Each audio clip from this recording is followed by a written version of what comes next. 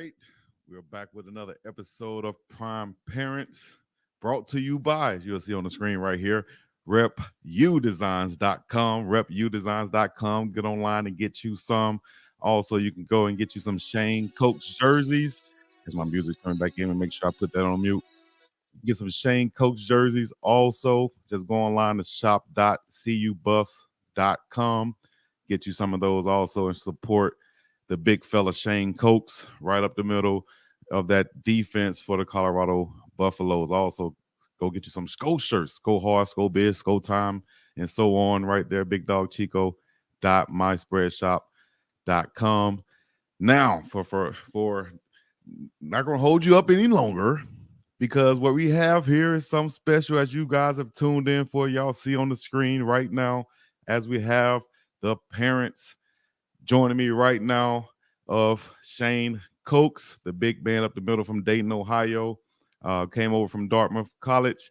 We're going to talk and learn a lot about him through you guys' comments and through the questions I have. We're going to have just a candid conversation that you guys get to tune in on, and I'll bring them in right now. We have Mr. Sean, or should I say Sean and Janine, the parents of Shane Coates. Thank you for joining me on Prime Parents. And it's a pleasure to have you guys on. Thank you for having us. Chico. Oh, man. Can you hear us? I can hear you guys. Let me make sure I got your volume level right, and listen to everybody in the comments. Let me know how the volume is out there. Thank you guys for joining me once again. It's a pleasure to have you guys on. Thanks. All right. Well, I guess we'll get started by just have you guys introduce yourselves. So for everybody out there that don't know, we have plenty of people who are fans of Shane out there. So introduce yourselves for everybody out there. I'm Janine. And I'm Sean, Shane's dad. Yeah, and we have been married for 33 years? Yep. 4 kids, and Shane is the baby. 33 years, 4 kids, and Shane is the baby? Yes, the baby. Is he the biggest? Well, actually, I'll make them big. So all my kids, we have 3 boys and one daughter, and she's 6 foot, and my other boys are all 6'4", 6'5", and Shane is actually Colorado need to give my baby his inch because he's 6'4". Right. Oh yeah, they have a list at 6 foot 3, 275 pounds. So you guys say he's definitely. Yeah. They need to give my baby his inch. I'll say that too. When I was next to him on the field, I noticed how big he was like that. So I would say I think he's about 285 probably now. He's gaining that weight also. Yeah, what he is. Yep. Exactly what he is. Yeah, and he's holding on to it. Definitely. Yeah. We were excited to have him come over and just immediately jump into that leadership role for Coach Prime, and earning his number and earning his that L on his chest, like Coach Prime like to have the leaders and the dogs rather than captains or whatever like that. Just let's go back and talk about, first of all, how you guys felt when Shane first came to Colorado and making that decision. Go first, because we both have different opinions, I think, on it. Well, when I went to Colorado, it was a good experience. Wasn't really sure what to expect. Like Coach Williams a lot. So that was initially, that was the main reason we went for a visit out in Colorado. I mean, we knew Coach Prime was going to be there, but if you know football, you're not going to spend a lot of time with the head coach. So his position coach was really important.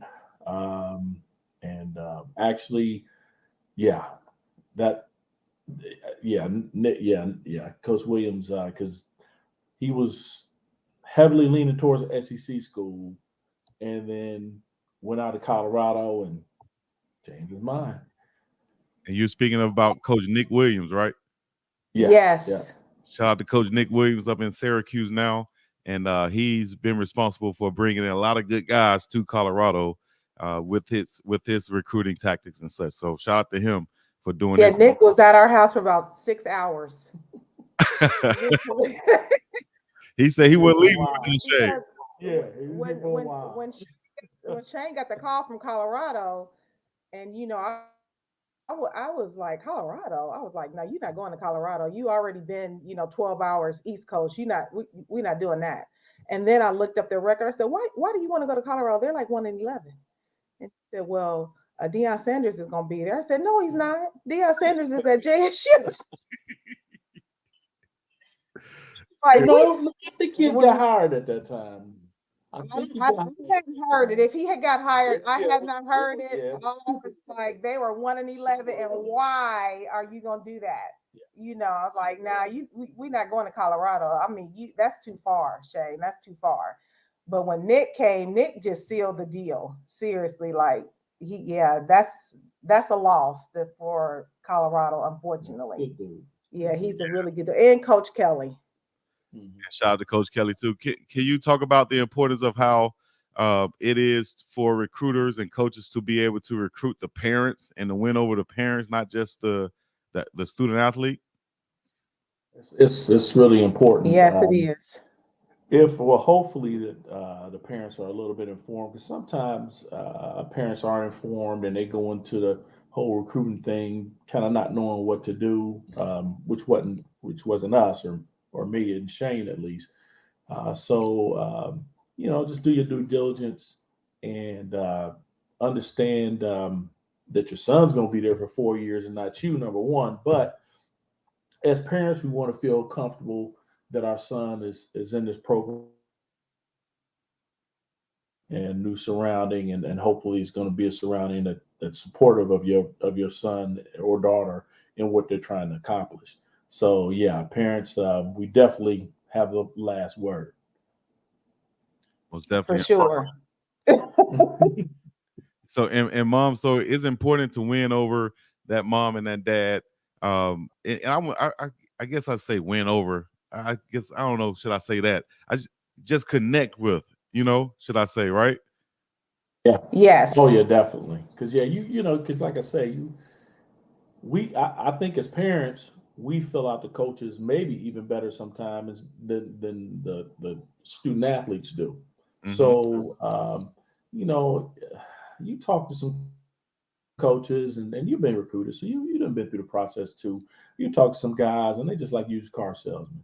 You're like, man, you're thinking in your mind, you want to be respectful of them, but you're thinking, no chance. My kid's not coming here, not a chance. So, you just definitely have to fill them out, and then of course after they leave, then you had that conversation of what you liked and what you didn't like.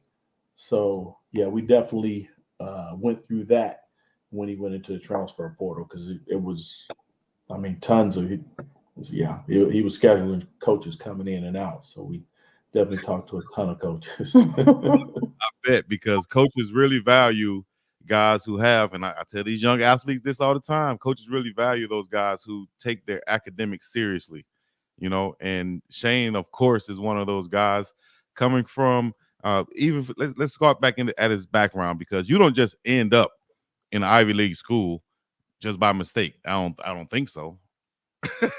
So let's go back. Well, I told Shane I was going to tell this. So Shane is just a naturally smart kid, and he's very auditory. So he's an auditory learner. So there's different learners, right? You can tell Shane something once and he gets it. Some people, you have to write it down. They have to see it, touch it, tactical. But Shane actually never liked school. He actually hated school. And so he never wanted to go. And so much that I thought he was being bullied. I'm like, what's going on? Do I need to come up there? Because I'm not mother, like, what is going on? Why do you want to be dumb? I'm just trying to figure it out. But I look at it and we're talking about like the third or fourth grade. But no, he didn't want to He didn't want to bully. You thought he was being bullied. So yeah, but I didn't know. But looking back on it, I think that, and I'm being a young parent, though, I think that he was probably bored with it, because he's just smart, and he's the most well-rounded kid out of all of our kids that we have.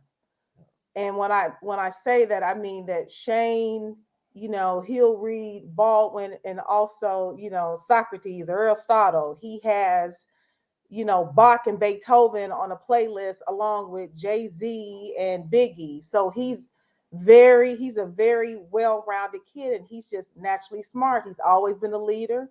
He was a captain on his high school team. He was a captain at Dartmouth, and was a leader here. He's a quiet kid, but not shy. Laid back, keeps to himself, all about his business. Always have been.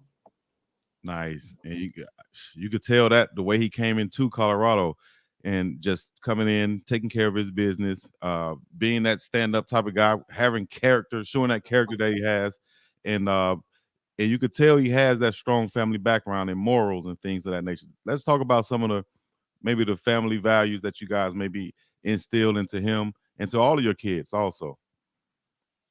Well, for me, what I instilled is always, lead, don't follow.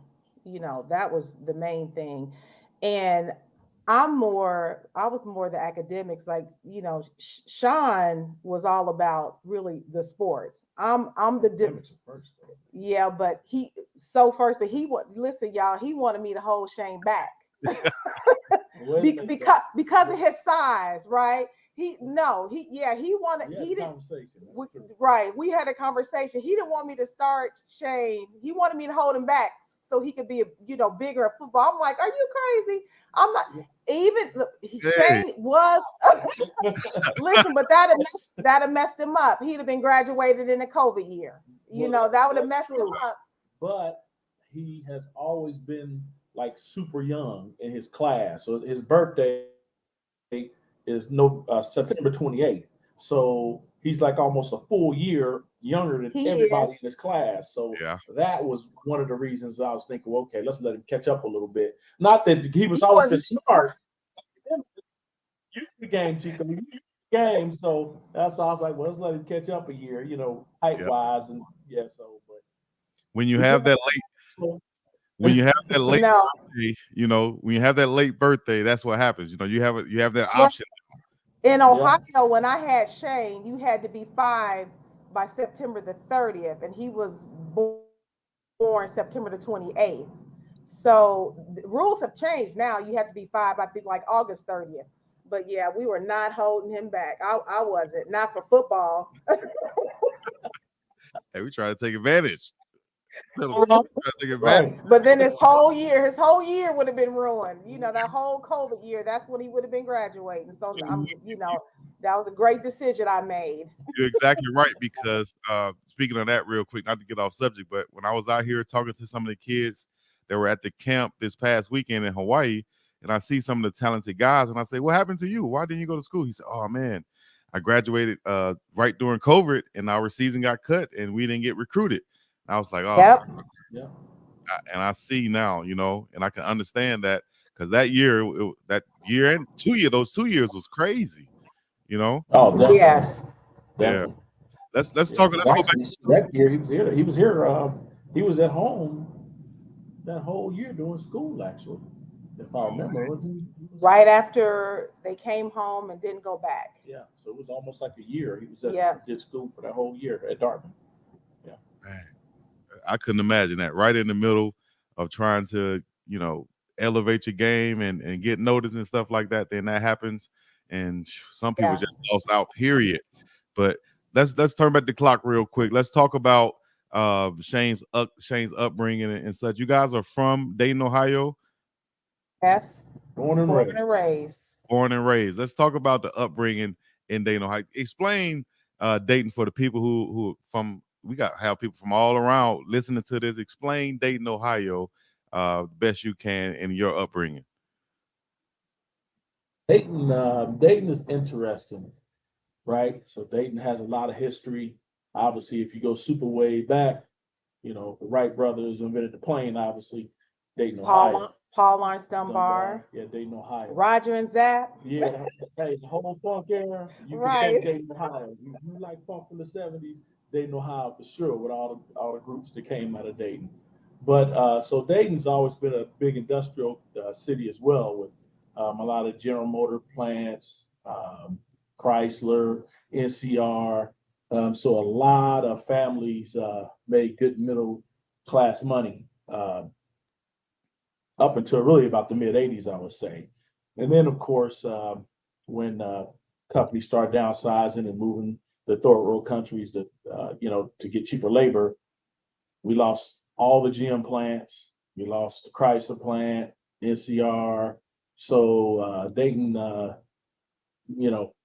of not, I would say, what it used to be. So, but at the same point, is it tougher now than it was back in the 80s? Probably not, because Dayton's not a small town and it's not a big town, but it's a super fast town. So, when you're talking like 80s and 90s and, in that sort of era, Dayton was one of those towns that was a fast town. But if you fast forward to now, and when Shane was growing up, good town, good family town, but still a tough town too. So it's a little bit of both.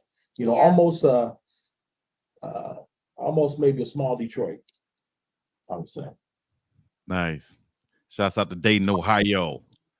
So, how did you guys meet? So, you want to tell the story? Don't be judging. So, Internet version. Quick internet version.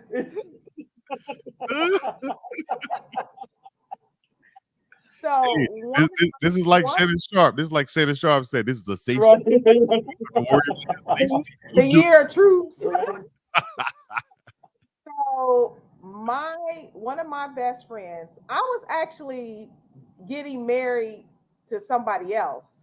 And one of my best friends was in the wedding and she wanted to bring her boyfriend. And I'm like, you're not bringing him out. I haven't even met him. So she was like, well, I'll take you to meet him. I was like, all right. So we're in the car, we're driving, we're getting around the corner, going to his house. And I saw this. He was in the yard, just chocolate and fun. Listen, but listen, you always listen. I was very young when I got married the first time, like right out of high school, right? Okay. I wasn't interested. No, listen, I wasn't interested. I just thought he was fine. Fine is fine. Okay. Fine is fine. And I mean, he was built like a Greek god back then. It's just random. This is just random. When you guys were going, you just happened to see him. No. My friend, we were on our way to meet. I was going to meet her boyfriend. Well, her boyfriend and Sean were best friends. They live next door to each other. Gotcha. Right. So we go over there and I'm like, well, who is that? She's like, that ain't nobody but Sean.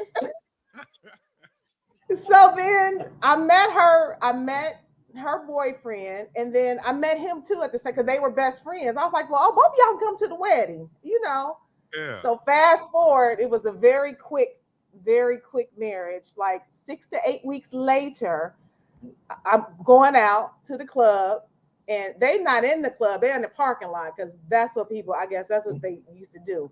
So I'm coming out and he's like, you know what I'm talking about, right? I'm coming out the club, and he's like, oh, so hey, what's up? How's married life? I'm like, it's not. And he's looking at me all confused. He was like, well, wait a minute. Didn't you get married? I was like, not married anymore. And then we've been together ever since. Wow. Pretty much, that was the short version. Let's hear the Superman version. That was it. That was pretty much it. Pop say he swooped down like Superman. Saw you in that parking lot. I ain't gonna do too much bragging. You know how I go in that PLP and whatever. PLP, if you know, you know. That's right. Oh my goodness. All right. So you guys meet, y'all hit it off immediately. Shouts out to Dayton, Ohio. And years later, you have the big fella. You got little Shane come out, your baby boy coming out, right?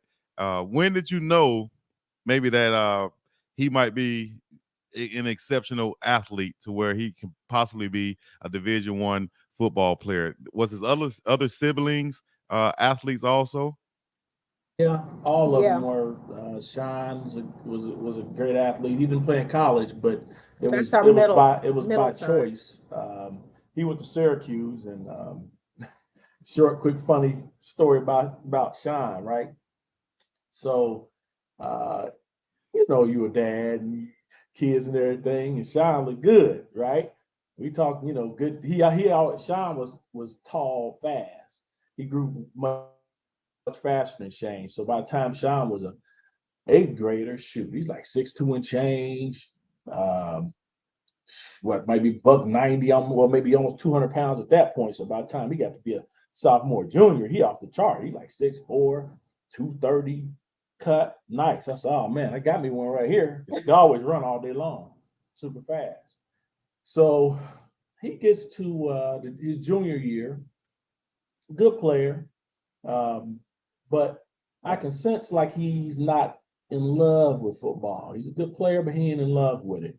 So he comes to me one day. Now, if you ask him, he don't remember any of this. But Dad, I remember it, and I got the story right. Yeah. He comes to me one day and it's like, Dad, football's cool and everything, but I don't think I want to play in college. I'm like, what? What are you talking about? At this point, he's already getting 1 or 2 Division I offers, or not offers, but letters. Getting letters already. So I'm like, no, what you talking about? Nah, I don't think I want to play no more. I'm like, man, listen, you tripping. You think I'm playing for college? You about your mind. Because I know you can go Division I. You can stumble into it at this point. Right. He's like, nah, that's not what I want to do. So I'm like, okay, but just know I ain't paying for no college. It's not going to happen. So you have to make it on your own. So he's like, okay, cool.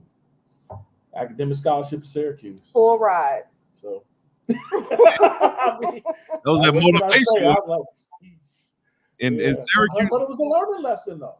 yeah, Syracuse is no joke to get into. Oh yeah.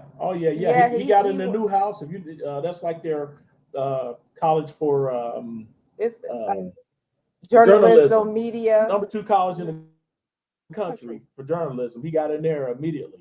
So like I said, I learned something. What I wanted for him and what he wanted was 2 different things, but his way worked out. Mm-hmm.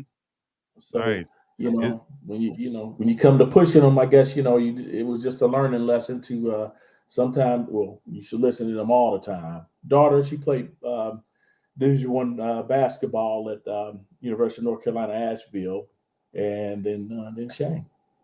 And my oldest son just played he played basketball in high school. He played football, Pee Wee, but basketball was his thing. But he didn't play in college. To have kids all over, or at least 6 feet. How tall are you guys?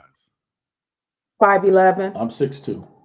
Nice. 5'11" and 6'2". Y'all hear that out there? Y'all talking about y'all want to make some tall kids out there? Yep.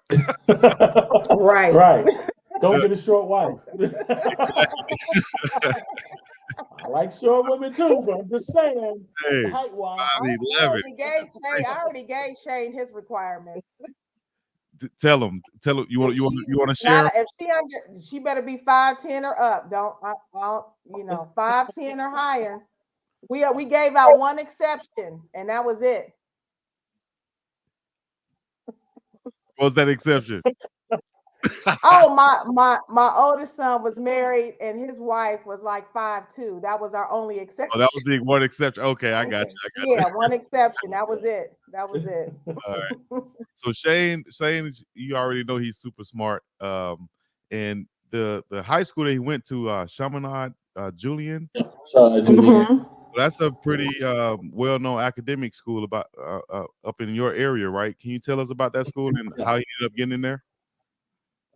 Great academic school. He went to a Catholic school in elementary, and so that was one of the schools where you would transition and go to a high school if that was the place for you.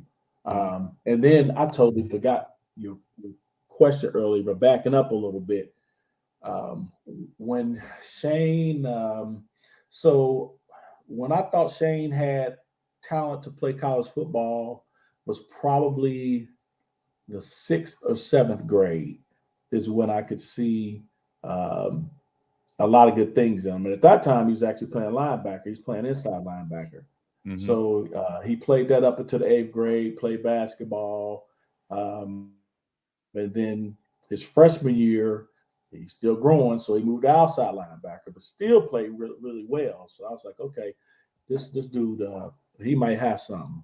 And that was the point where I knew that there's just depending on where, because I don't, at that time, and now he's grown out of positions, but because of his size, but he could play anywhere in the front seven at that point.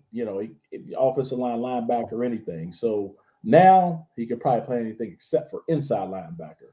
But yeah, that's when I knew that he was going to be a good Division I player.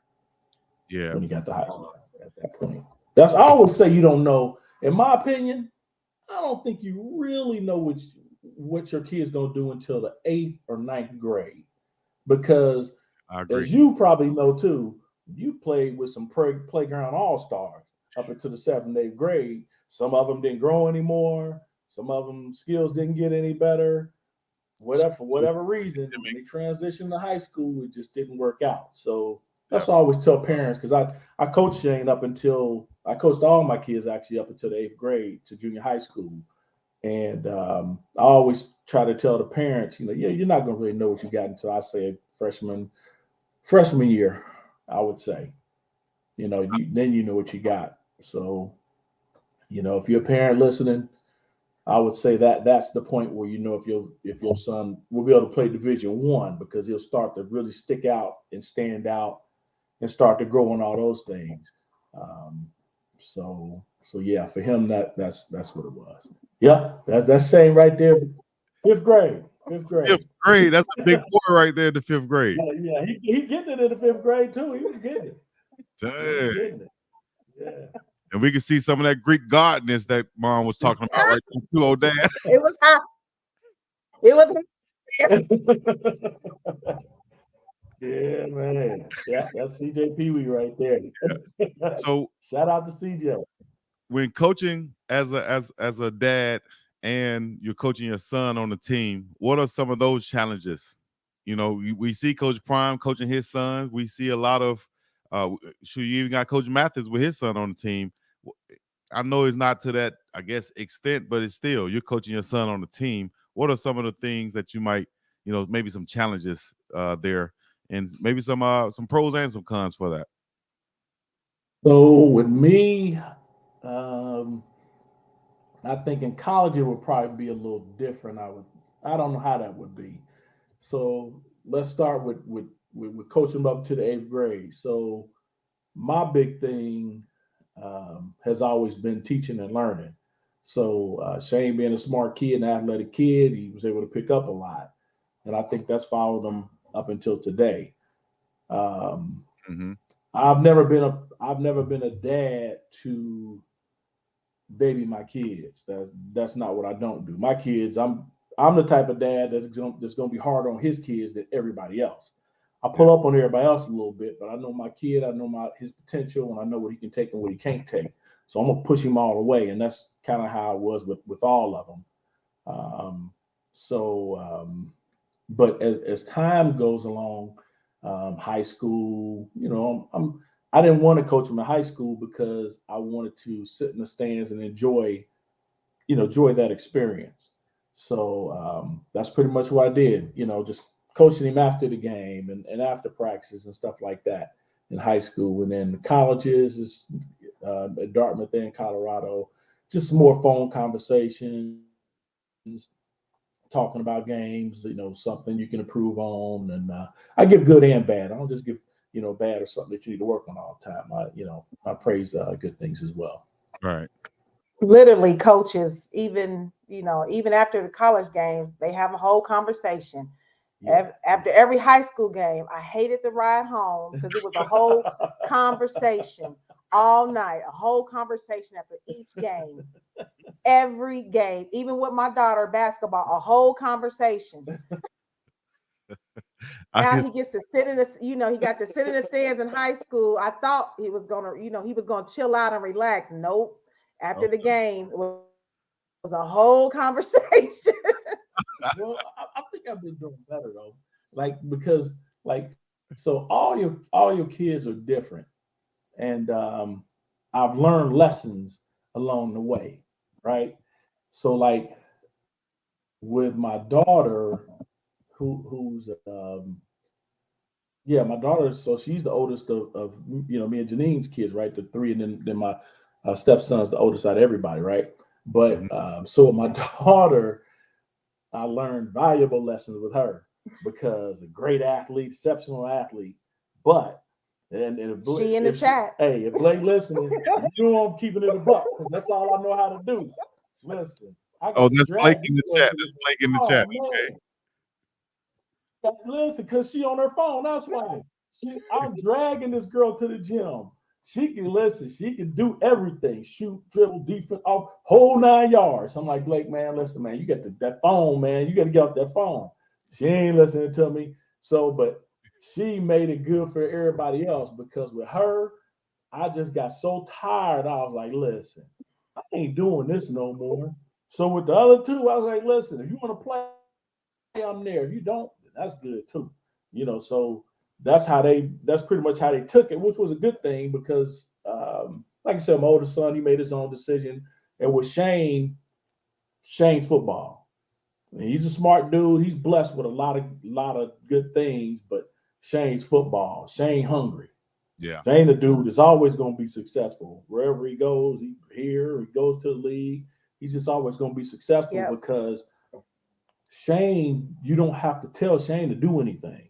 Mm-hmm. I'll tell you one of the most impressive things that I've seen from Shane that I've seen from any college player that I've ever known or ever heard of. So his junior year at Dartmouth, he did an internship in New York City, right? So we're talking about the summertime. So he was up there the summer before his last football season at Dartmouth. So we got him a place up there to stay. He had an internship with Citibank, Wall Street, New York City. So hey, we dropped and a job offer. Yeah, but he was up there. He was a paid internship. Yeah, but they made him a job offer. He went in the office 3 or 4 days a week. So did that grind. But here's with Shane's schedule. So we left up with a nice or decent place. So where he lived at, he was a lot of people probably don't know New York, but he's at the bottom of the island. He's probably on 6'3" if I remember right, somewhere around there. But he's the gym, got him a nice gym to work out at. Shout out to Crunch Fitness. He was maybe about 5 blocks from Crunch Fitness. Then he was about 4 to 5 blocks from a small park. I think it's Centennial Park. This is in Manhattan. This is in Manhattan. So here's Shane's day. He wakes up 5 o'clock, get himself situated. He go work out. Then after he work out, he go to that park and get his running in. He get his ladder work in, do all that stuff. Come home, take a shower, then go to Citibank, catch the subway to Citibank, go over there, do his internship, get off at 5 o'clock, and then that's pretty much the end of his day. And that was his schedule for Monday through Friday. So I never had to talk to him, never had to ask where he was. He was never late, always on his grind and always on, about his business. Yeah. So I don't know how many kids that 20 or 21-year-olds, you set them in New York City and see if they're going to do what they're supposed to do and not be partying, drinking, smoking, Blake none of that stuff. Blake, she my baby. Yeah, that'd have been a different story. I'd have had to been up there about every week and her checking on her. Nor Ryan, nor Otis. Sean probably would have been doing what he was supposed to do. But yeah, Shane I just made sure he had everything he needed, food and all that sort of stuff. But he had a paid internship, so he was even taking care of that really. That's but on his grind, never miss a day of work, never miss a day of work working out, never missed a day of running. Saturdays, he working out and running still. So a dude like that is always going to be successful. He he's like that still today. and what he does at Colorado, you just don't have to tell him nothing. He does it because he loves the game and he loves to do it. Right. And I love that for Shane, that Shane wants to play for the NFL. But I see like past football. Football is fine. But Shane is really, I'm looking for Shane to be senator, governor, president. That's because he really is like a natural born leader. I told him I hope I'm here to see you running the country one Yeah. day, because that's what I see for him. That's That's amazing what to I see speak for him. something like that Yeah. so highly into your child. I love that personally, Yes. to speak that type of stuff into your child, because if you don't speak it into him or you don't believe it, who else is going to believe it? You know? No, no. And I know, football is his thing. He can't really see past football, but I'm seeing past it. Like football's not forever, Yeah. but you're with your brain. I mean, just like I said, he's just a naturally, all our kids are smart, but Hmm. he is just just naturally smart. And like I said, very well rounded. Because people think, kids that go to Ivy League schools are, nerds, or, I don't even have to go into that, but he is definitely not, nor is his circle of friends. They're not like black unicorns, because you get that a lot too. Oh, you're so well spoken, you speak so well. No, well, how do you want them to sound? What do you want them to say? Exactly. A shout out to Marcellus Wiley, one of the Ivy Leaguers, defensive ends, very good guy to kind of follow and care. I guess you can look up to him as a mentor or someone to look at. You know what I mean? As a good person coming from the Ivy League and making it into the NFL. And Shane is definitely leading in that way. And coming into his final year at Colorado last year, very productive, did his thing. But I know he's going to be even more comfortable this year. After getting a whole nother year in the weights, learning the program, people knowing that he is a leader on the team. How do you feel like his mindset is going into his second year, in Colorado and his final year playing collegiate football? Hey, he's who he is. He's all about business. He wasn't sure if he was going to come back this year, Yeah. because when Shane came from Dartmouth, he had a low, a fifth round draft pick grade. So he wanted to up that, do a year, at Power Five level, and then go to the league. He played great last year, but his stats wasn't to his standards. But he's also So playing out of position too. yeah, well, yeah, That's not his position well, yeah, for because I some mean, it that don't was, know. yeah, well, I mean, the thing is, he's like I say, he's a great athlete and a good player, so he can play anywhere in I'll say the front five instead of the front seven, with excluding the outside linebacker position. Mhm. But yeah, so I mean, yeah, he played out of position in some of those, but he played very well at them. But stat wise, he has goals, and he has, he wants his stats at a certain number. He likes a double digit sack season. He likes a ton of tackles. So he wants to come back and get his numbers the way he likes them. Well, that's where he's headed with that final game he had. Based off of, I guess you go to the website and it'll tell you this, but based off of that final game he had where he played and started versus Utah in the final game, where he had what total of 9 tackles and 3 unassisted. Yeah.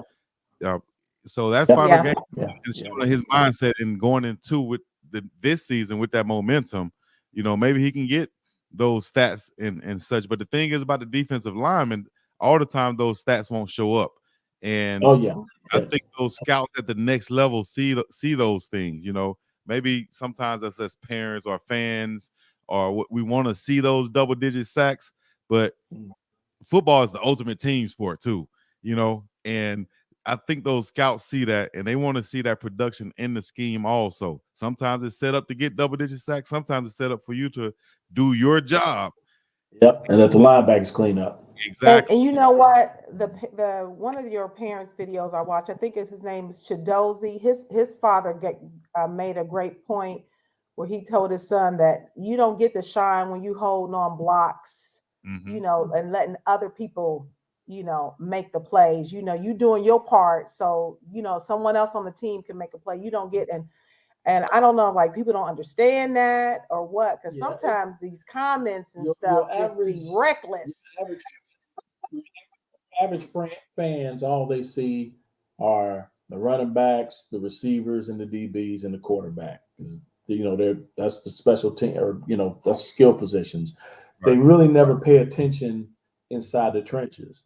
And to be honest with you, most of them can't, because if you that's one of those things where if you're not like a student of the game, or you haven't played, it's Mm-hmm. going to be tough for you to follow the trenches, because you don't know what the gap responsibilities are. You don't know when a guy messes up and a guy doesn't mess up. But if you played before, and I played at UC in college, played linebacker for UC.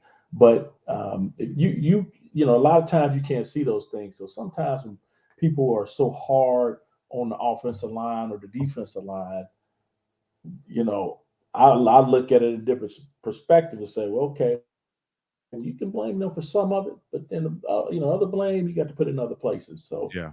like I said, it is a team sport, but the trenches I think is something. The only thing people see are sacks. Yeah. They see the sacks, and that's what they pay attention to. They're not seeing when you take that double and a Yep. linebacker comes to make that tackle. You Yep. know what I mean? So yeah. That's the beautiful thing about it. That's what I used to love. I think that's what drew me to football, because I was a baseball player probably first. That was my first love. But I for some reason, I used to just love to be in the middle in those trenches, and having guy here, guy there, and all that, to get 1 inch, 1 yard. I don't know. Yeah. That was just that was just in me. And some people realize, understand that internal fight within the game, with the trenches, and some people just don't see it. So we know the integral part that Shane plays on the defense, and in the whole team, should I say, as a leader, helping people get in their spot, being an example, doing the right thing on and off the field. Uh, I saw a comment here, speaking with his head up and not down. When you talk, making eye contact, all those little things make a difference, and his teammates see it also. I'll say this, because I got to make sure I get into you guys' background. We got into everything else, and you mentioned your football, but I got to get into your background. But I'll say this: I had teammates that always carried themselves a certain way. So as a young player coming in, there are certain things you won't do in front of those teammates. You carry yourself a little bit differently because you see that teammate is nearby and around. I think that's what Shane brings to Colorado, and especially to those young guys. He's been a great example of what Coach Prime is looking for when he says smart, fast, tough, and disciplined with character, especially. So Definitely. it's definitely a testament to you guys, his parents. So get into your athletic background real quick, mom and dad. Your athletic backgrounds, if any. For mine, I mean, I grew up like most of the regular inner city kids. Played football, basketball, baseball. Always liked football the best. Good high school career, pretty good college career, and that's the And thing. My UC, where's UC? University of Cincinnati. Cincinnati. That's right. Yeah. You see, that's what we call it. I know University of Colorado, I suppose, but yeah, University of Cincinnati. Yeah, Tim Murphy was up there at the time I was up there. He's up at Harvard right now. We used to see Okay. him in the Ivy League games. Yeah, I Yeah, played up in that stadium once. We came up there. It was snowing up in Cincinnati. I played at yeah, UAB, different stadiums. Yeah, and I was like, oh, you were at UAB. I I was, heard you were out of Munster Tiger. I listened to your to that podcast. Yeah, yeah, yep. So we played up there. Y'all had some good players at Cincinnati. That was when dang, they had a good football coach up there too. I can't remember his name, but shouts out to the Bearcats of Cincinnati. sure. Yeah, and mom, you Nope, I was a cheerleader. got to have some athletic ability to be a cheerleader. Let my sisters do it. Shoot, my sisters, I hey, was I was not interested in basketball, even though I was asked that, because I was tall. People assumed that I played or wanted to play basketball, but no, I cheered, and that yeah, was it. And I only cheered 1 year. okay, Yeah. all right. So, Shane, all right. Did you guys? Because we got to get to these questions, but I'm trying to hurry up and get through it. But did you guys go to a game this year? And what are your plans for games? Or this past year, what are your plans for? Did we go to a game? We We went went to to all all the the games, games yeah. except for Except for Washington. Washington State. Yeah, Yeah, Washington State. Washington. Washington Yeah, State.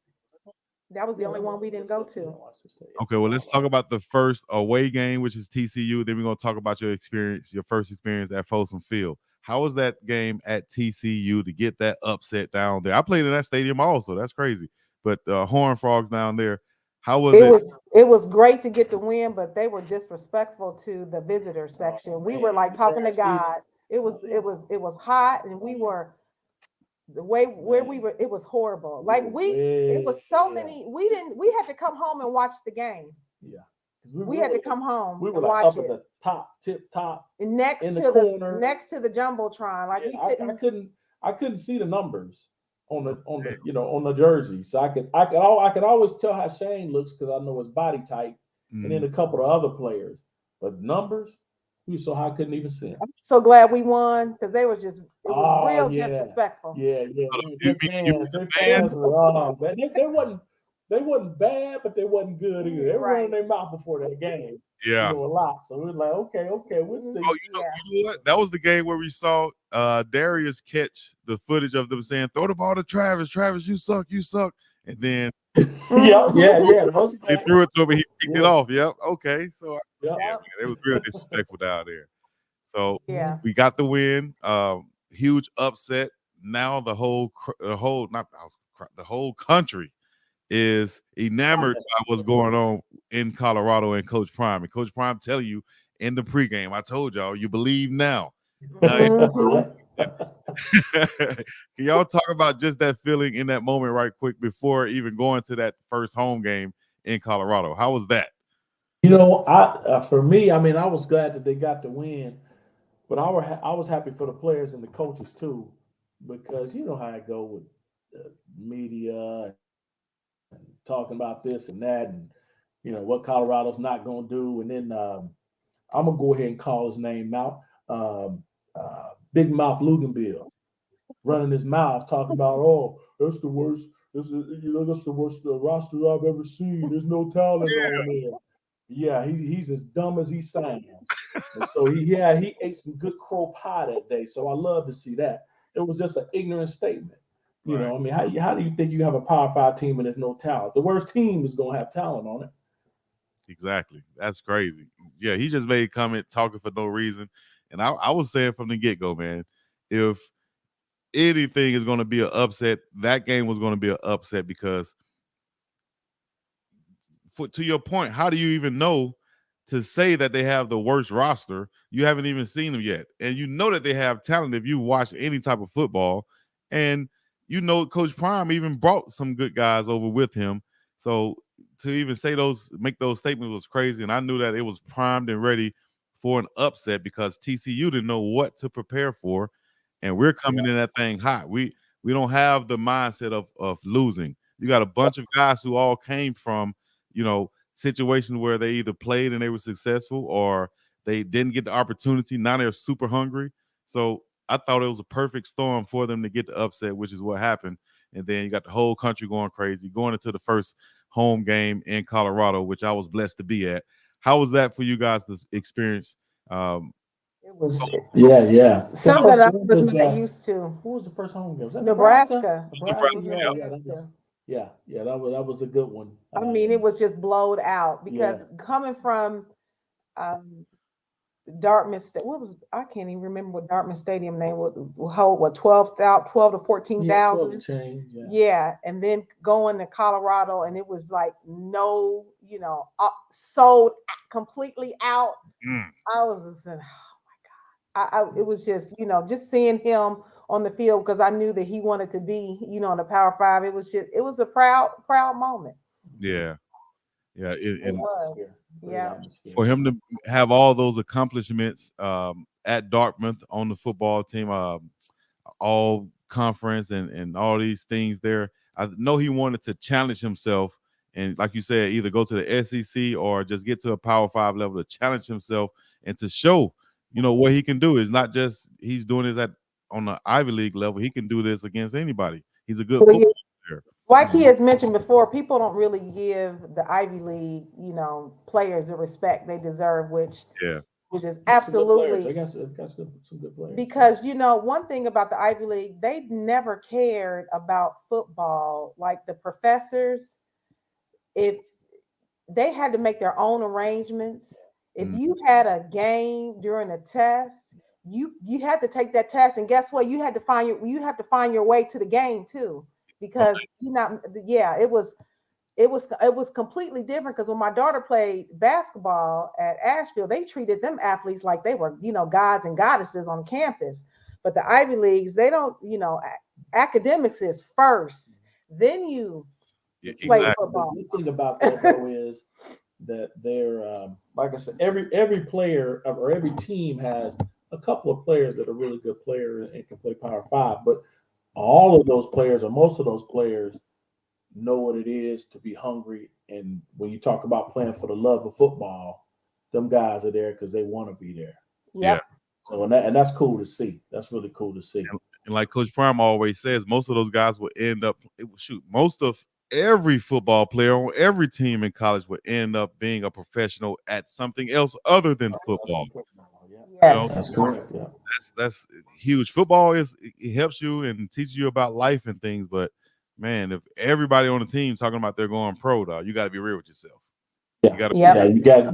You got to get that degree. That's And you what's got to get a most good important. degree, Yeah. not A degree in just something that you want to do. yeah. You know what I mean? You don't want to, go to, uh, go to school just because, hey, I mean, keeping it a buck, we talking about the 70s and 80s and probably heck up into the 2000s. Folks is going to school to play football and do some other stuff, and class was kind of, low on the totem pole. yeah, But I hope that we've got that mind frame switched around now, and kids understand that how important that education is. Because on one hand, you're getting used for football and the program to sell tickets and all those sorts of things. So you do yourself an injustice if you don't get something out of it and get you a degree, which you'll have for the rest of your life. right, right. Can you talk about Shane's major and what his degree is in, and what do you think he's planning? I heard what Mom said, but what do you think he's planning to do after football? His undergrad degree he majored in government and minored in philosophy and digital arts. And then he's already has his master's. He secured his master's in organizational leadership, and now he's working on Second match. the second master in organizational management I or think so. something. He just had to sign up. So, but it's a year program. It's a year program, so he'll have another one. Yeah, 2 years. Great. Nice, two masters, Yeah. Yes.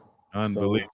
So, and then after that, he's not sure what he wants to do. He's thinking after football's all said and done, maybe something in sports or entertainment management or something to that effect. So he's not really sure.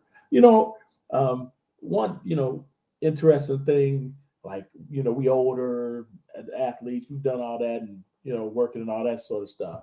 And I think one of the kind of funny things is it's tough for you to ask a 18 or 20-year-old person, what do you want to do for the rest of your life if it's not sports?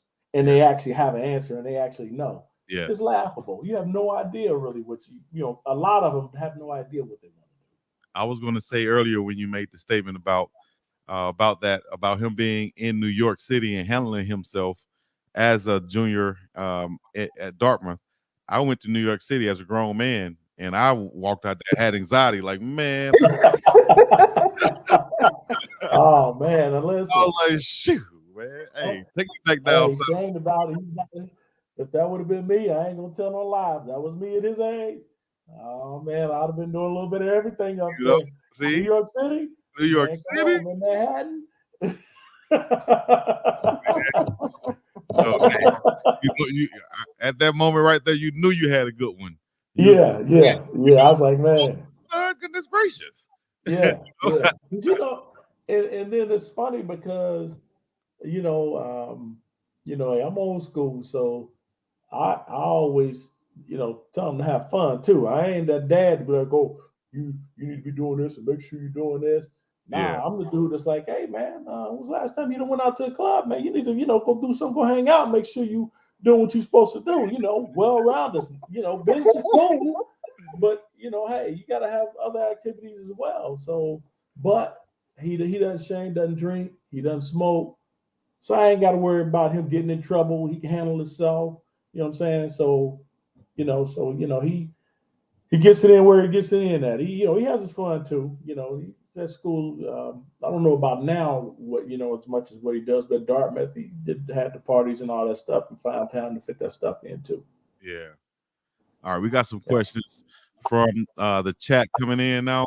I'll try not to hold you guys too much longer. It's been a great conversation. I appreciate you guys joining in. No problem at all. No problem at all. Real quick commercial right here. If you guys tuning in, and I'm gonna get Mom to talk about this. Rep U Designs. I like these. All these graphics and merch that you guys have on here, hoodies, t-shirts, and such. Different categories. Mom, can you talk about that real fast? You know what? That's my t-shirt business that I just launched, and it's a hobby. I always say that if I wasn't as old as I was, I would go back to school for graphic design, and it's just something I like to do. So I decided to open. This is my second time because I did it before a couple years ago, and I had another business. I had a natural hair care line, and I just closed that after 13 years in September. And then I said, I'm gonna get back with the t-shirts. And it's just something that I like to do. It's a habit. I mean, not a habit, it's a hobby. And I can do it on my spare time. And I just think of designs and think of phrases and sayings and throw it on a t-shirt. Put it in my shop. Exactly. Somebody might like it. You never know who will like it. Very nice. And also check out Shane. Get you a jersey. Support Shane. And shop.cubuffs.com. Just search Shane Cokes. You'll find his jersey there and get you one and represent for the big fella. Let me get to this question right here that I wanted to get to. Wait, not that one. This one right here. How did they come up with the name Shane? It's unusual, but I like it. Now I'll say it might be unusual to some. I didn't think it was unusual. Oh, that's kind of it's not an average name, but I don't know how we came up. How did we come up with Shane? I really almost don't remember. Reva Shane. Do y'all remember Reva Shane from the Guiding Light back in the day? Her name was Reva Shane. My mama would know that. She didn't spell it like that, and I wanted an S because I had a Sean, so I wanted a Shane. I wanted an S name, and I love Shane. So yeah, that's how I came up with it. Really. Nice. Just like Blake's name came from the soaps too. Blake Thorpe. I heard of that. Blake was on the Roger Thorpe's daughter was named Blake, and is that Blake too, or is that the Young and the Restless? That was Guiding Light. Roger Thorpe. Yeah. Okay, I know about the Young and the Restless and Victor Newman and Jack and. Yep, that's Young and the Restless. Listen, Chico. See, now a lot of folks probably thinking like, what? They used to watch stories? Yeah. Why would you do it? Well, back when we was growing up, it wasn't all these channels. There was only 4 channels: ABC, NBC, CBS, and what PBS. It wasn't even out back then. Yeah. So what your mama watching? The stories during the summertime. Your mama watching the stories. What you watching? Or your grandmother. You watching or your grandma. Yep. And if you don't want to watch it, what you got to do? Go outside. And shut the door. Yeah. And don't be running in and out. Don't be running in and out, and close my screen door and don't let any flies in the house. You want some water? Get it from the water hose. That was the best water. You staying in. Man. Generation X. That was the best water. Y'all missing out all this bottled water and stuff. That was the best water. Yep. Yeah, that hose is a bad boy, man. Yeah, that green hose. Yeah. Water always cold. Always cold. I was just about to say that, man. Come on, man. We thought it was this one specific house that just had cold water. Shout out to Miss Belinda. I still remember her house and her name, the place we used to go drink water from, because it was right by the basketball courts. and Miss Belinda had the coldest water, we thought. So shouts out to Miss Belinda. What are the names? Miss P. Holland said, what are the names of his siblings? And Blake, Sean, and Shane. What was the first one? It's Ryan. Ryan, Blake, Sean, and Shane. And Shane. Got Yeah, I definitely wanted names that if they read them off a row, they didn't know whether they were black or white. People don't understand that. You be thinking about that. No, you really don't. Hey, give your kids a shot, man. Give them a chance. What comedian trying to get that interview? Give your kids a shot, man. A comedian said that a long time ago, but it stuck with me. It made sense. It do. They read that resume. They see that first name, like, oh man, yeah, Mercedes.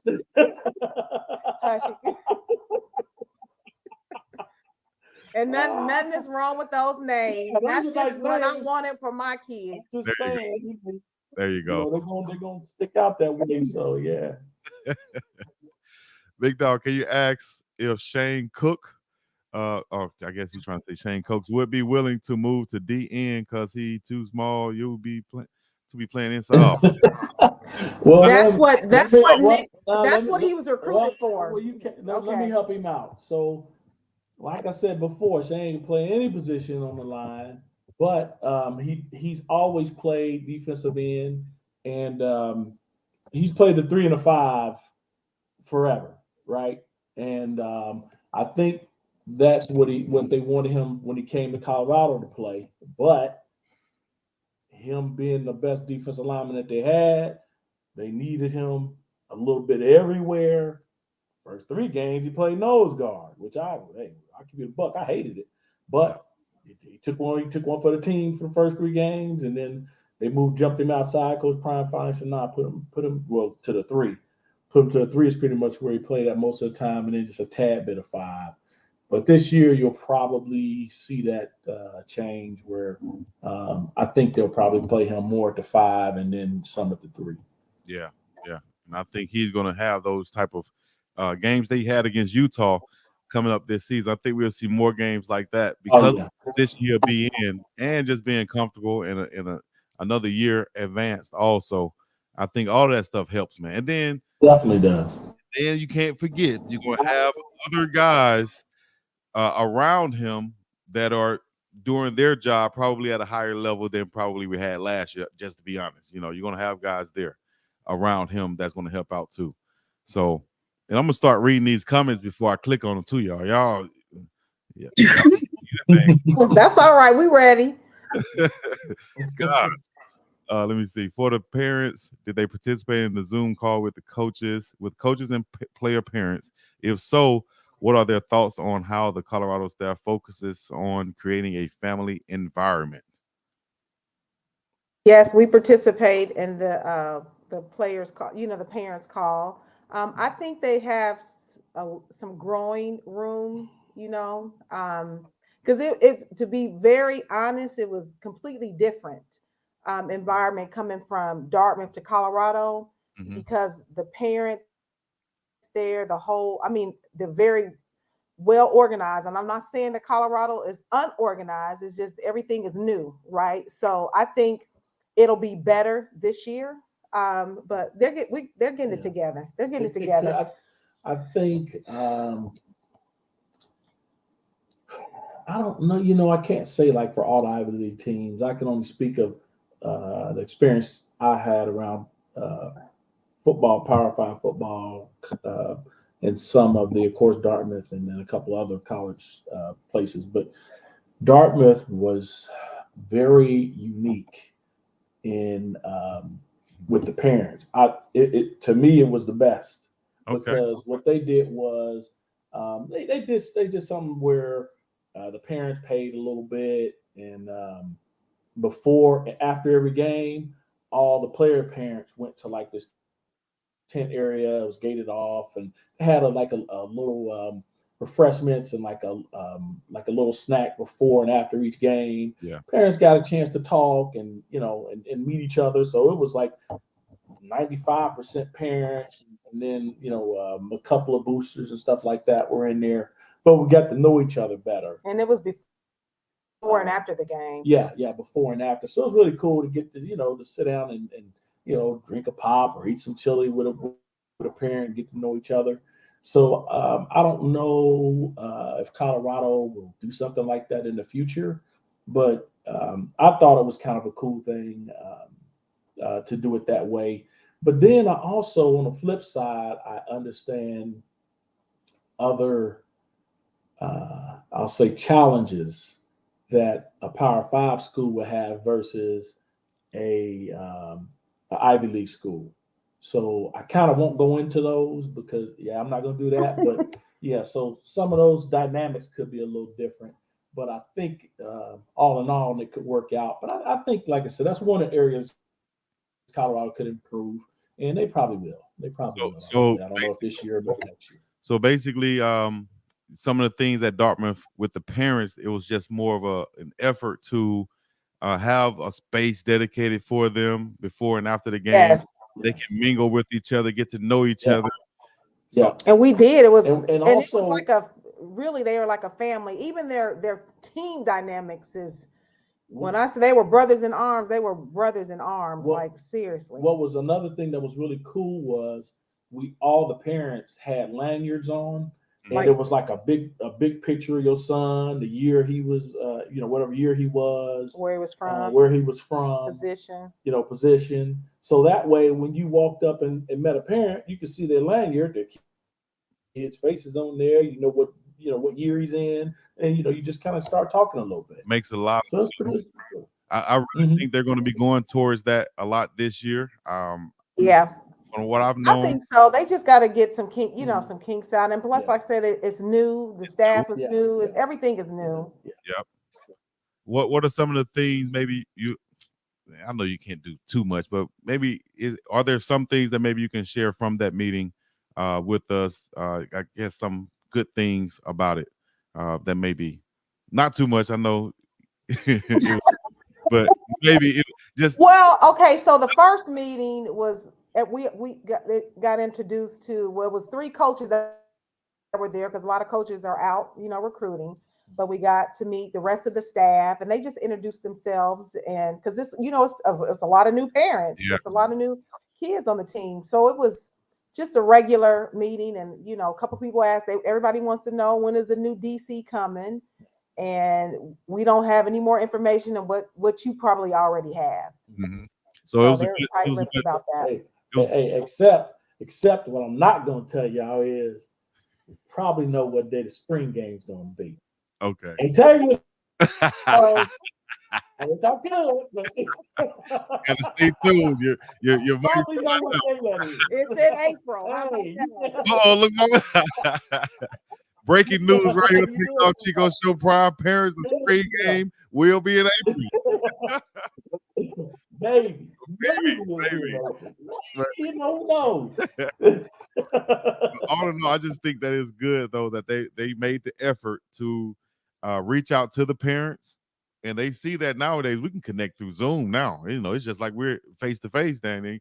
We can connect now, so let's go ahead and make that happen. So get all these new parents on, let them get introduced to maybe director of player personnel, this person what he does, that person what they do, and know that, hey, we're here for you guys. Y'all can contact us like this. Here's our social media and so on, and we're going to continue to do this probably throughout the spring and throughout the summer and throughout the year so that we all can be connected and as a family. And like you said, for that game time experience, I would probably bet, my left pinky that they're going to have something set up for the parents out there, for each and every game coming season. So like you say, it's going to bring about that camaraderie, that family atmosphere for the parents. And, one thing like last year when I was there, you might pass by someone, like you said, with those lanyards on, you might pass by someone. If they're not wearing a lanyard, you don't know who they are.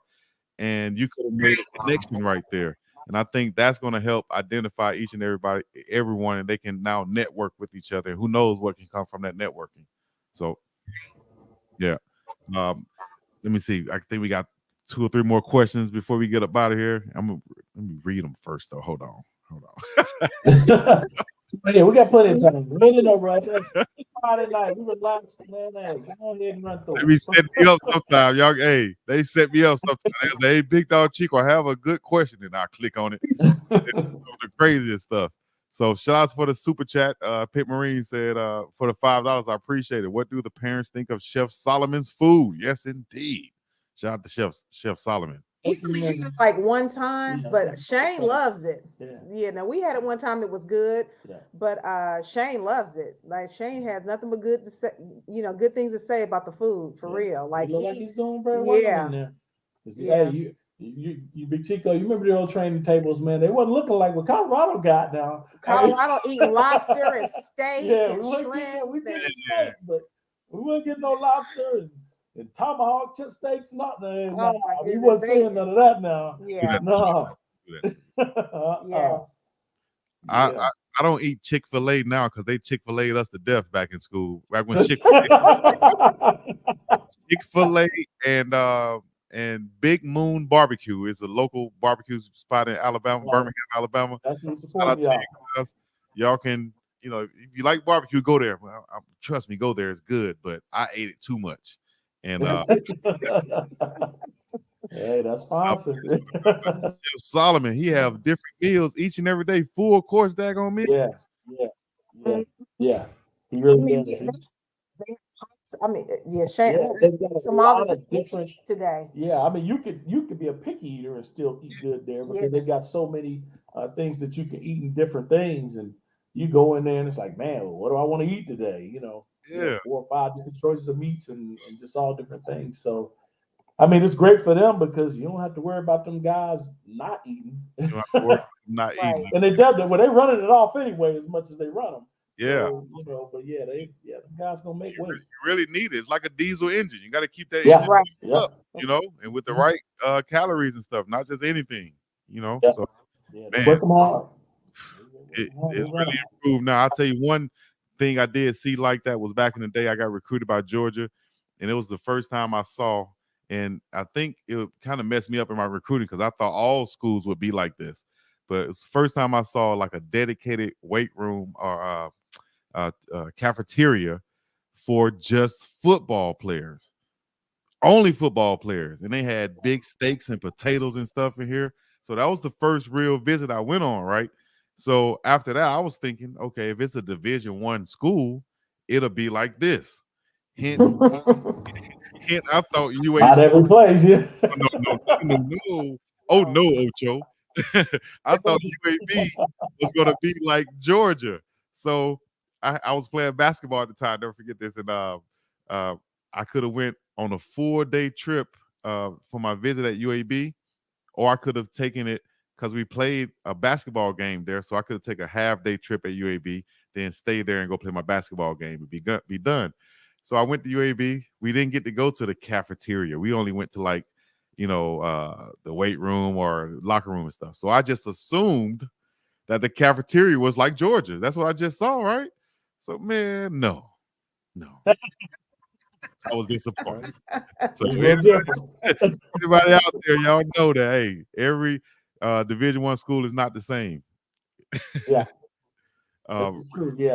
Definitely, you're right. They're definitely not the same. But I think they're all doing a lot better nowadays. If you look at some of the different videos, or they show like different weight rooms across the country, a lot of schools like what they call a group of 5, they're moving up, at least in their weight rooms and their locker rooms. The budget's going up. The budget's going up. That money's coming in now. So.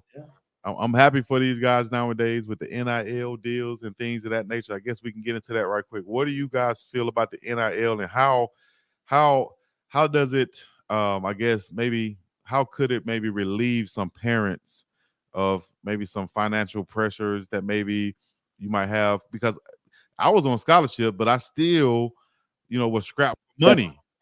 Oh, I've been there too. Hey, we couldn't work. But now, these guys have these NIL situations, and if you really don't have to call on mama and daddy now, Yeah. I like the NIL from that aspect, I think that well, so NAL is cool, but in my opinion, and over the next year or two, here's what's going to happen. You're going to have revenue sharing. So about 2 months ago, three athletes sued the NCAA. I believe it was like a football player, a golf player, and maybe a soccer player or something like that. That didn't matter what they played. It was the fact that they sued them because they wasn't getting paid. Each person sued the NCAA for $1.45 billion. So not that they're probably going to get that much, but they'll get something. And the NCAA is not going to be able to settle out of court with the big number that is. So I believe going forward, after that case is going to set a precedent, and there's going to be some form of revenue sharing for all across NCAA, or at least for the FBS anyway. It'll, because if you have revenue sharing, and obviously a bigger school is going to have more money than maybe a lower Power Five school would, and those sorts of things. But it'll level out, and then once you have that, then I think it'll be better for the teams. It'll be better for movement, because if everybody's essentially paying pretty much the same, then you won't have that much player movement. And Right. then also you'll have everybody on the team that's making money versus 5, 10, 15, 20 kids, however many kids are making money right now. So, I mean, the numbers are going to be great. Yeah. If you're at Ohio State or, Georgia or Alabama, you're going to see probably every kid on that team making over $2 million a year, which is the way it should be. I Right. mean, I think sometimes people that haven't played sports don't understand, oh, they're young, they shouldn't be making that much money. Well, why not? Because they're generating that much money. So from what I understand, go tell a CEO that he shouldn't be making $50 million a year, because Yeah. he's going to laugh at you and kick you out the building. So I mean, the players are going to be the same thing. Everything involves. See what's Chico. What people don't see is they don't see the players when some well off media you get to see some of it, but they don't see the conditioning. They don't see the weight room. They Mhm. don't see all the meetings. They don't see all the hours that these guys are giving. They're giving pretty much 40-hour jobs before the game is even played. Right. So they're not understanding that, hey, these guys should have been getting paid. Hey, they love the game, but if everybody's supposed to play free and everybody loves football so much, well, okay, well let's make the coaches, you can coach for free since you Right. love it so much. We'll Yeah. both play for free. Yeah. Let's do it that way instead of you making 10 million and 2 million and this guy's making nothing. I remember the head coaches getting, even in basketball, the head coaches were getting like shoe deals, right, for them to wear, like, let's say Nikes, and they get millions of dollars, and then the players have to wear them too, but they don't get anything. Like, that don't make sense, Yep, dog. nothing. Yeah, we're None. in a walking, And everybody's there for the play. yep, walking billboard for you guys. So, I'm happy that these things have taken place now, and now you got people, players like Shane and all of them across the board having their jersey uh, being able to be purchased with their name on the back. I Yeah, remember that's nice. back in the day they used to have our numbers on there, but not our names on there, and I used to say everybody No, know who that is. trying to be slick so they wouldn't have to pay us for Yeah, it. I used to say everybody I know who that was is. like, man, listen, let me tell you the craziest thing I think I've seen throughout college football.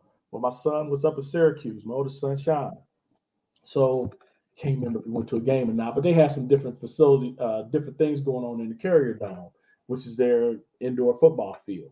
Yeah. So of course we're talking about Syracuse, right? So what number do you think is up at Syracuse all over the place in that football field? Number 44. And for those of you who don't know, that's the great Jim Brown's number. Mm-hmm. How long has Syracuse been eating off of Jim Brown?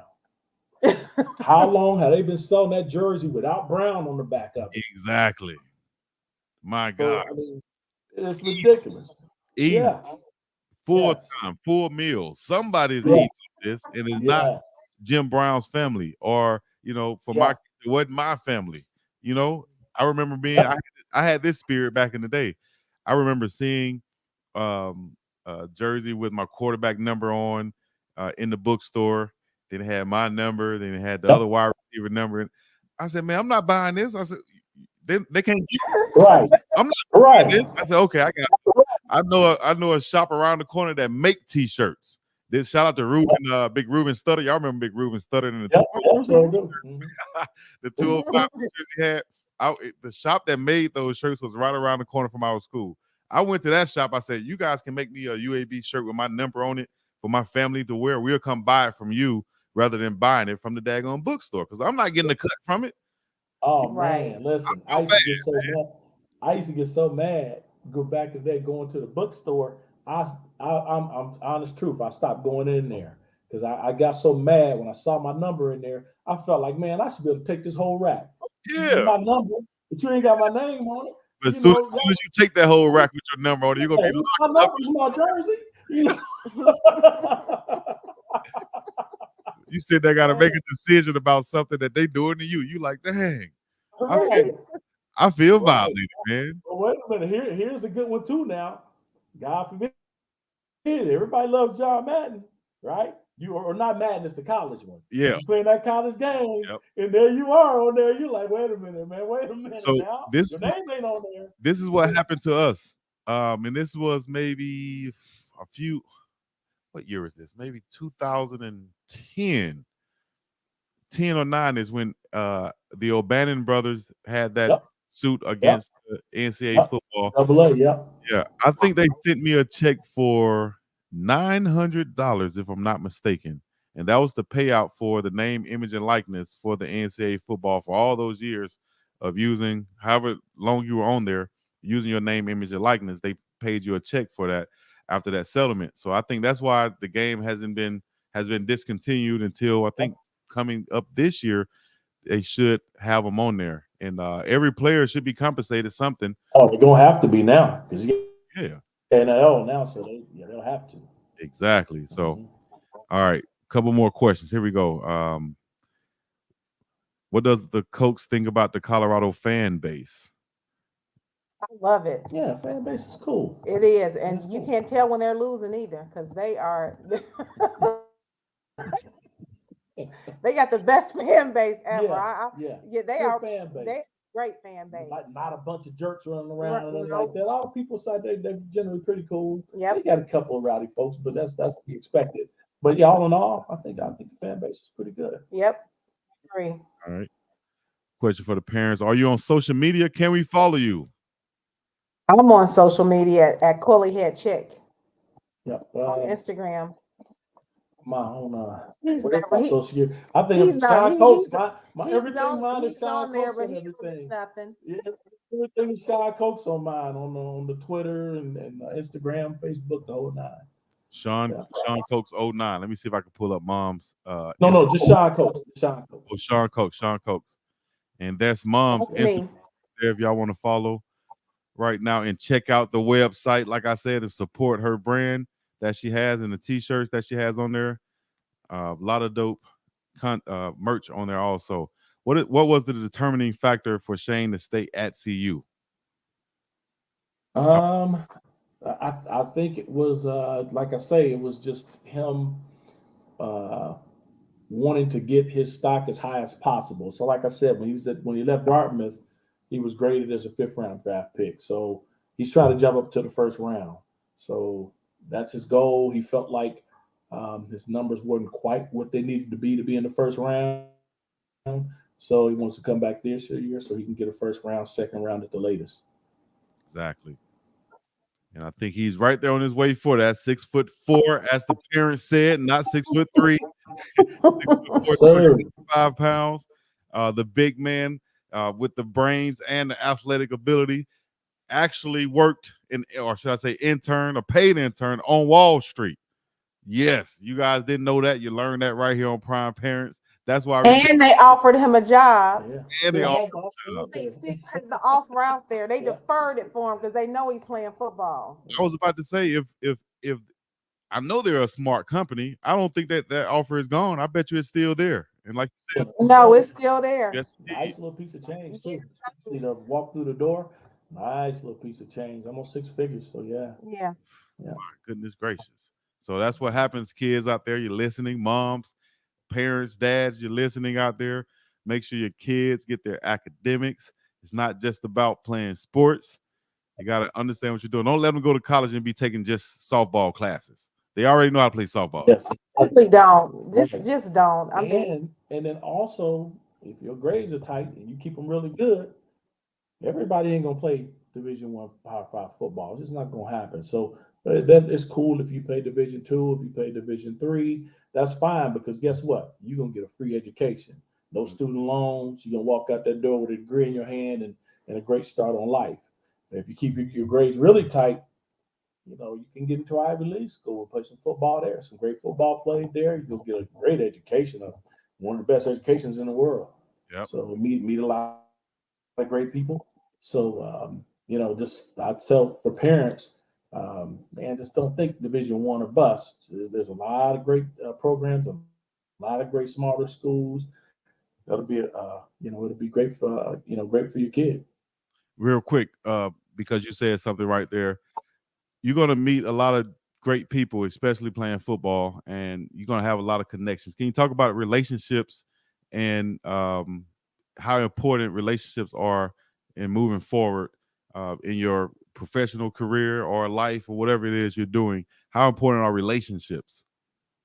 Relationships are very important. It's like that saying when people say, "Well, I'd rather be um, lucky than good any day of the week."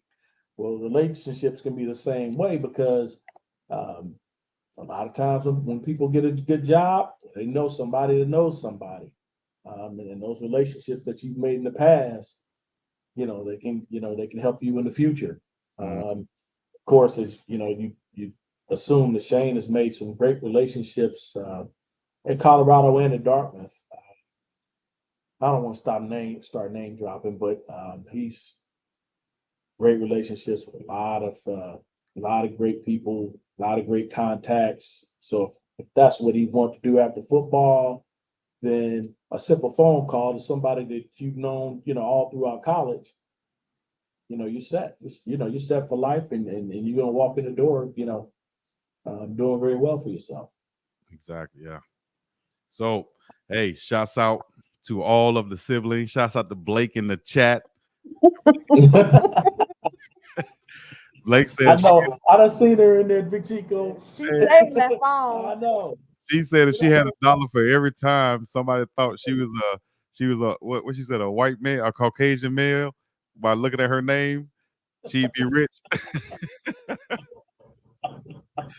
Shouts out to her, man. And I appreciate Shane for allowing this to happen and saying, giving the green light for me to reach out to you guys and saying that, he's cool with having you guys on here. And I thank you guys for willing to come on here and speak with me and have this open and candid conversation and speak about your son and just getting to know him a lot better. And hopefully, maybe at the spring game or whatever, I can run into you guys. We can meet at No that doubt. Yep. Yeah, parent, definitely. that's going to be Yeah. Yes, sir. set up, Definitely. Yeah, no and, doubt. No doubt. and probably have you guys come back on for the round table, and we can have some discussions with other parents also, and have a successful season coming up. And we're always rooting for Shane and everything he's doing on and off the field, even after he's done with this season. So lifelong fans and lifelong supporters, we appreciate you guys. I can't leave without doing this though. I always give my guests a chance to shout out all their people, fans, supporters, family, church members, cousins, aunties, dogs, and cats. Everybody, give shout outs. Listen, well, I noticed. Thanks for all the fam that tune in the chat because I seen you moderating. And listen, I think you got one follower I'm gonna shout out. I didn't catch his name. I think his name is Big Mike. He his brother used to play. God rest his soul. Used to play with me at UC. His name is Andre Sherrod. Mm. And listen, man, I know he listening. Man, listen, I can't even go into none of the stories with me and Dre. Man, that guy was one of the coolest. Brooklyn, New Right York. there. Right there. Right. I see Brooklyn, New York. Man, Man, I wish I could tell him some of the stories on here about me and his brother. Man, we used to have a good time in UC. Put it like that. Who was the coach you played under at UC? Tim Murphy. Yeah, Coach Murphy is up at Harvard right now. Coach Murphy. Yeah. Harvard made Shane an offer too. All Yeah, all the Ivy Leagues made Shane an offer. What was some of his what was his GPA, grade point averages coming out of high school, and what were some of his awards and accomplishments coming out of high school? He was in the National Honor Society. Shane had a 3.8 coming, but he was in all AP classes, you know, and the grading scale in the high school he went to was a little higher than the public schools in the area. Shane has just always been smart. He had a 3.8 at Dartmouth, and he also, I don't know if you knew, but he graduated early from Dartmouth. He graduated in 3.5 years at Dartmouth. Yeah. So he went. And I'll tell you what. Oh, go ahead. No, I was just gonna say he went in that thing super focused, not playing around. Yeah. Just the same characteristics he's shown, like you said, since he was younger. Just the same. He went to school every year straight, except for they were at Dartmouth. They required you to do a internship, so that's the only summer that he was not in school. Yeah. Dang. Yeah. He just a little bit more to the same thing background wise. When Shane came out of high school, he had about 23 or 24 offers, if I remember. He had some group of 5 offers and all the Ivy Leagues and some more schools. And he wanted obviously to go Power 5, had a couple of Big Ten schools that he liked him, but they didn't offer him. Did everything. This is another lesson some of you parents I want you to learn, because there's a lot of things before you get that offer that you can take. Say it that way, because they got offers that you can take and you can't take. Mm-hmm. But went through that whole gambit. Went to the line with 2 really good programs, Big Ten programs, and when he didn't get those offers, he just felt like, well, I don't really care about. I got to play Division I FBS. So he decided to go to Dartmouth, FCS school, because of the education mostly. So which it was a great it was a great decision. Great, he had a great time up there. He had a great coach. Yeah, great coach, man. R.I.P. to Buddy Stevens, man. A great coach at Dartmouth who passed this year. He had an accident on a bike. He rode bikes all the time and got hit in those. You probably heard that story, but great dude. God rest his soul. Man, one of the best people I've ever known in my life. Just a really good dude. But I say that just to say with Shane's experience that back to the Power 5 thing, because you know how it go. A lot of high schools, want to go Power 5, which is cool, but everybody's not going to play Power 5. Everybody can't play Power 5, which is fine. Get in where you fit in, because you might go to the Power 5 school and they don't show you no love, even though you're there. Versus you go to a smaller school and they show you all the love and they love you to death. So, just you got to keep that in mind. What the decision is. Who's playing your position, how many people are at that spot, the roster. And just kind of look at all those things and where you're going to be able to get on the field at. So parents just understand that aspect, that just because it's a smaller school doesn't mean it can't be a great experience for you and your son or daughter. Most definitely. That's what you hit it on the head. That's the reason why I went to the school I went to, UAB, as opposed to some of the SEC schools. I felt like I can go here and get lost in the sauce, and I can go here and I can bring my sauce, and I can be the sauce. That's right. That's it. Speaking of sauce, I didn't ask you one time about probably the sauciest and the swaggiest player of our generation, of our time, who is now his coach, Coach Prime, Deion Sanders. Were you guys able to meet him? How was it? Even with Shane decided to go there, how has that energy been around Coach Prime? Yeah, Prime's a good dude. I'm a type dude that like celebrities don't do it for me. So they regular dudes just like I am. They put their pants like on one leg at a time. So he's a good dude. Talk to him, like him. Um, well uh, well prepared guy. That was what I thought when I first met him. Mm-hmm.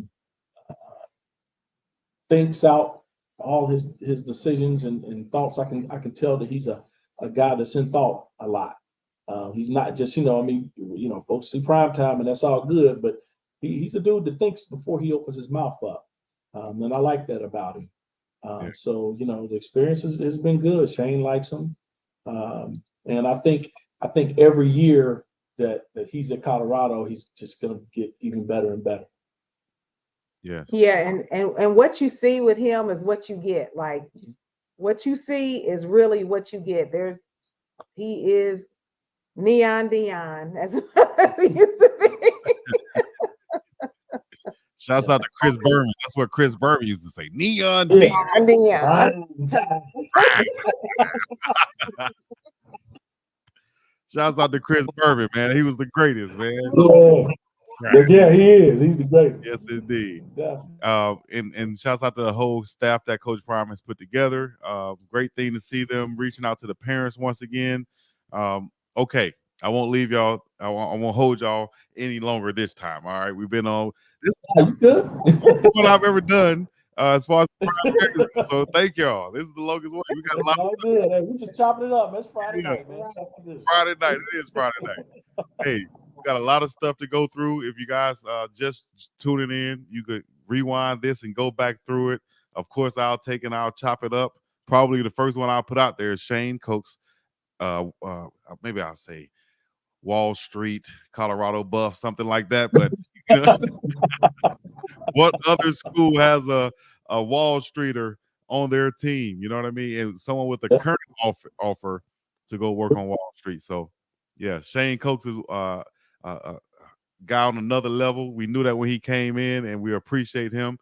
And we're just looking forward for him to continue to do big things like he came in there doing and started off and being a leader for Coach Prime and the Colorado Buffaloes. So go ahead, and I know I had 3 closings, like somebody said, like a Baptist preacher. They said I'm a Baptist preacher. I said we leave it 3 times.